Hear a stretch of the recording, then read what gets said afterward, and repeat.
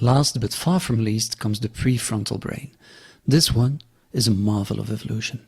It makes us, humans, unique, as no other living being has this brain structure the way we have it.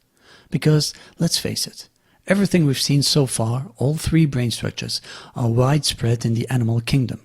The reptilian and paleolimbic mode are so basic that using them puts us in a state where we have no connection anymore with our logical thinking abilities. On the other hand, it is true that in the neolimbic lies the essence of who we are as individuals, with our memories and motivations. Still, that doesn't make us human. Anyone who has a dog or a cat at home will be able to testify that those animals have their own character traits, likes, dislikes, and motivations.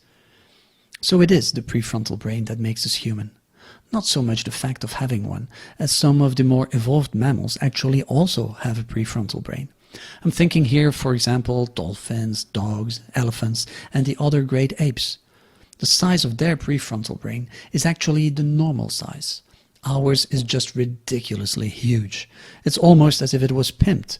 And it is this oversized prefrontal brain that makes us truly human. How? Well, remember our caveman from the reptilian brain, the one who was being hunted down by a pack of wolves. Yes, him. Well, if you compare him with a cave bear, there is one thing that distinguishes both. Even though generations of cave bears lived for thousands of years in caves, never has a single one of them thought about decorating the place. I mean, putting a little paint on the walls, drawing some wild animals he's going to hunt. Okay, sure, bears can't paint. So what about the claws? Why haven't they used it to carve some nice patterns, or maybe just a signature type at the entrance to state the cave was theirs? Why? Prefrontal brain size, that's why. This prefrontal brain works like some kind of supercomputer on a totally unconscious level, drawing conclusions from all of the different sensorial inputs it gets, creating innovative combinations to come up with new ways to deal with the situation at hand. This way, the prefrontal mode is a champion of adaptation and creativity, especially suited for unknown and complex situations. As we saw before, the neolimbic brain works as some kind of autopilot, dealing with the world as we know it. It is the home of all our little habits and routines, which make us function very efficiently in our daily lives. So the prefrontal brain is the one dealing with new and complex situations. Let me correct that. The prefrontal brain should be the one dealing with new and complex situations. Because no, it's not always the case. Let me give you a couple of examples of automatic mode when adaptive mode would have made a huge difference. 12 publishing firms turned down J.K. Rowling's first Harry Potter book. Decca Records turned down the Beatles in 1962. The Titanic.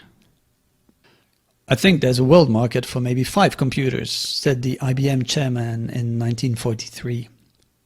Who the hell wants to hear actors talk? That came from Warner Brothers in 1927. And Atari and HP turning down Steve Jobs' idea of a personal computer. Now I could go on like this for hours. Whenever someone thought of something new, there has always been others unable to see further than what currently is, failing to see what could be. They stayed stuck in their limbic mode when what they should have done is switch to their prefrontal brain. Now the point I'm trying to make is that when we use our limbic brain, we're not able to see further than what we already know, our existing experiences, hence the turning down of big opportunities. When we have to make decisions on new things, we should switch to our prefrontal brain. This one enables us to adapt to change and deal with complex decision making. It doesn't ensure we'll take the right decision, nor does it mean we'll agree with any change just for the sake of adaptation. No. It only means we'll use all our knowledge and creativity to be able to see a possible future and then make a decision, yes or no. This in contrast to the limbic brain, where we'll just reject the idea because it has never worked before. So the reaction of Warner Brothers, who wants to hear actors talk, it's a very good example of this. At this point in time in 1927, all movies were mute. His limbic brain couldn't imagine anything else. His prefrontal brain would have been able to, and maybe he still would have decided not to go for it. Maybe because of financial reasons, high investments, but not because he couldn't imagine people not wanting to hear people talk. Idem ditto with the IBM chairman stating there was a world market of maybe 5 computers. His limbic brain wasn't able to project a world with computers no larger than a book and much more capacity than at that time. Of course, not all change is good, neither is all resistance bad.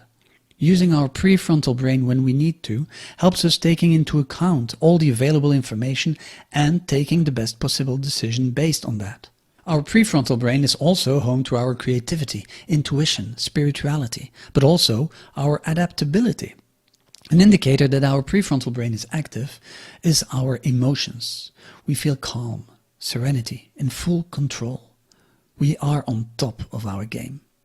This is the true land of possibility, right there behind our forehead, our prefrontal cortex, the marvel of evolution. So to summarize the prefrontal brain, this is the part of our brain which should switch on whenever we face a complex situation or we need to adapt to new circumstances. Unfortunately, often we don't, which leads to resistance to change and bad decision making.